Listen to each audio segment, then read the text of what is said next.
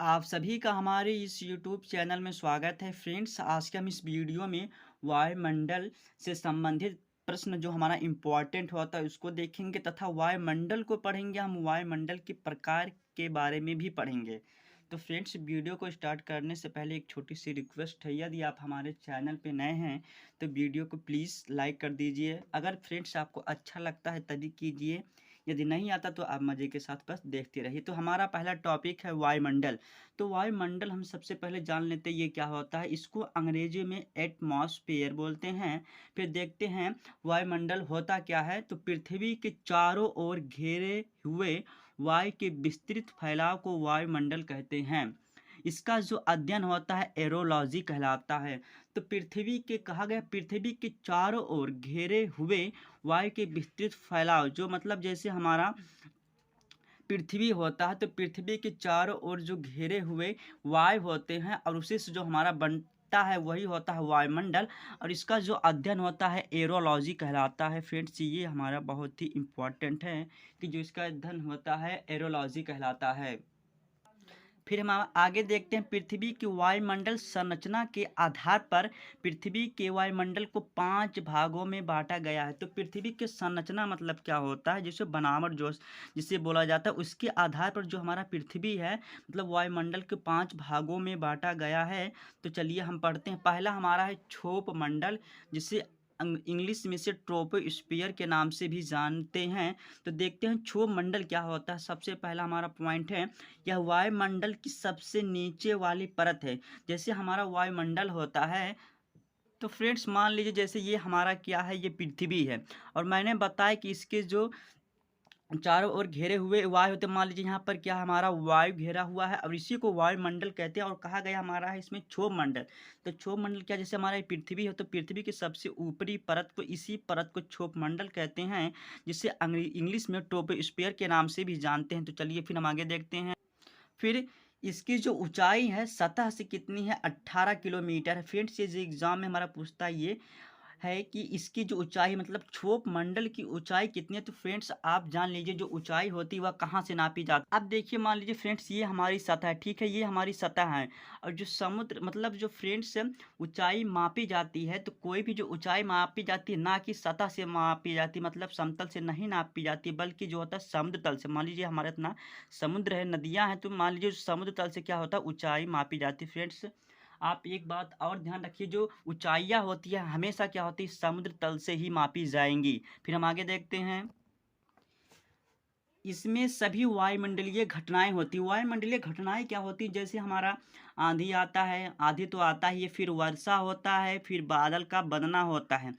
तो फ्रेंड्स ये भी आपके एग्जाम में पूछ सकता है कि जैसे का बनना और वर्षा होना किस किस मंडल में होता है। तो आप बोलेंगे क्षोभ मंडल, जिसे इंग्लिश में ट्रोपोस्फियर भी कहते हैं। फिर देख लेते हैं इस मंडल को सहवन मंडल भी कहते हैं। अब देखिए इस मंडल को सहवन मंडल भी कहते हैं क्योंकि सहवन धाराएं इसी मंडल तक सीमित होती हैं।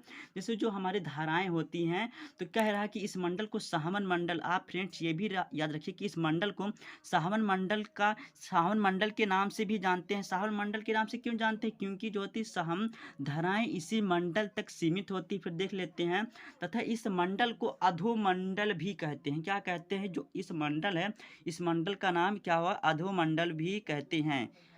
अब देखते हैं फ्रेंड, ये हमारा वायुमंडल के पहला प्रकार था। अब देखते हैं दूसरा प्रकार क्या है हमारा, समताप मंडल।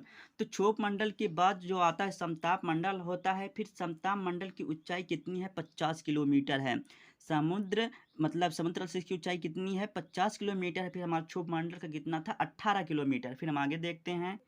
फिर हमारा नेक्स्ट है इस मंडल में वायुयान को उड़ाया जाता है। तो बोला जाए जो हमारा ये पूछ लेगा एग्जाम में कि हमारा जो वायुयान होता है किस मंडल में उड़ाया जाता है, तो आप बोलेंगे समताप मंडल में। फिर देख लेते हैं कभी कभी समताप मंडल में विशेष प्रकार के बादलों का निर्माण होता है। मतलब जो क्षोभ मंडल होता है इसमें कभी कभी क्या होता है विशेष प्रकार का, बोला जाए मतलब बहुत ही विशेष होता है, जटिल क्या होता है बादलों का निर्माण होता है, जिन्हें मुलाभ मेघ कहते हैं। क्या कहते हैं? मुलाभ मेघ के नाम से जानते हैं। फिर आगे देख लेते हैं, समताप मंडल में ओजोन गैस की एक परत पाई जाती है। फ्रेंड्स, और जो हमारी क्या कह रहा है, देखिए, समताप मंडल में ओजोन गैस की एक परत पाई जाती है जो सूर्य से आने वाली परावैंगनी जो किरण होती हैं को अवशोषित कर लेती है, जिससे पृथ्वी पर नहीं आती। तो फ्रेंड, जो ये परावैंगनी किरणें होती हैं जो सूर्य के प्रकाश से आती हैं, तो हमारा क्या होता है, समताप मंडल होता है। तो ये ओजोन गैस क्या करती है, इसको एक मतलब गैस पाई जाती है, परत पाई जाती है जिसको अवशोषित कर लेती है। यदि अवशोषित ना करता फ्रेंड्स, पृथ्वी पर आने के बाद क्या होता है, ये पराबैंगनी जो किरण है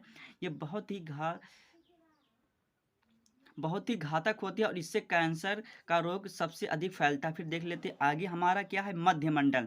तो मध्यमंडल को इंग्लिश में कहते हैं मीसोस्फीयर कहते हैं। फिर देख लेते हैं, मध्यमंडल सप्ताह मंडल के ठीक ऊपर 80 किलोमीटर ऊंचा तक फैला है। इसके देखिए, जो मध्यमंडल की ऊंचाई है कितनी है, 80 किलोमीटर ऊंचाई तक फैला हुआ है।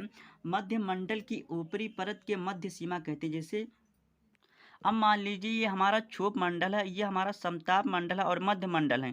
तो ये मध्य मंडल का जो सीमा है इसी को कह रहा है फ्रेंड्स। फिर हम आगे देखते हैं, तो फ्रेंड इसका जो नाम है, इसका मध्य मंडल क्यों कहा गया, देखिए यहाँ पर हमारा क्षोभ मंडल है, समताप मंडल है, ये बीच में पाया जा रहा है, इसीलिए इसे क्या कहते हैं, इसे मध्य सीमा के भी नाम से जान सकते हैं। फिर हम आगे देखते हैं, हमारा फिर नेक्स्ट है आयन मंडल।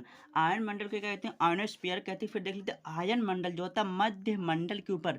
तो बोला जो हमारा जो परत है, मतलब परत के ऊपर परत पाई जाती है, इसलिए यहाँ पर हो जाएगा हमारा आयन मंडल मध्य मंडल के ऊपर 80 से 400 किलोमीटर के बीच तक फैला हुआ है। जो मतलब 80 से 40 किलोमीटर के बीच हमारा क्या हुआ है, फैला हुआ है।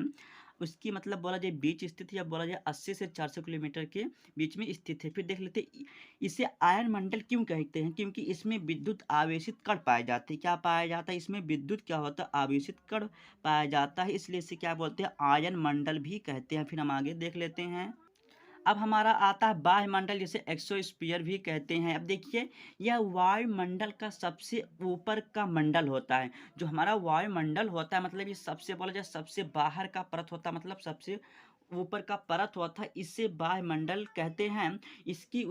इसका जो मतलब कोई सीमा निर्धारित नहीं है, मतलब जो हमारा ऊपर है, क्योंकि आकाश है। तो ये फ्रेंड्स एक बात और, यदि कोई व्यक्ति अगर बचपन से ही आकाश में छोड़ दिया जाए, यदि कह दिया जाए कि वह आकाश में पहुंच जाए, मतलब आकाश को टच कर दे, तो यह पॉसिबल नहीं है। इसलिए कहा गया है कि इसकी ऊंचाई सीमा जो है निर्धारित नहीं है। इस मंडल में हाइड्रोजन एवं हीलियम गैस की प्रधानता होती है। मतलब इस बोला जाए ये जो हमारा वायुमंडल है, इसमें जो होता है हाइड्रोजन हो गया और हीलियम गैस की क्या होती है, अधिकता होती है। फ्रेंड्स, मैं उम्मीद करता हूँ कि ये वीडियो आपको ज़रूर पसंद आई होगी। पसंद आता हो तो प्लीज़ लाइक कर दीजिए, एंड चैनल पर नए हैं तो चैनल को सब्सक्राइब कर दीजिए।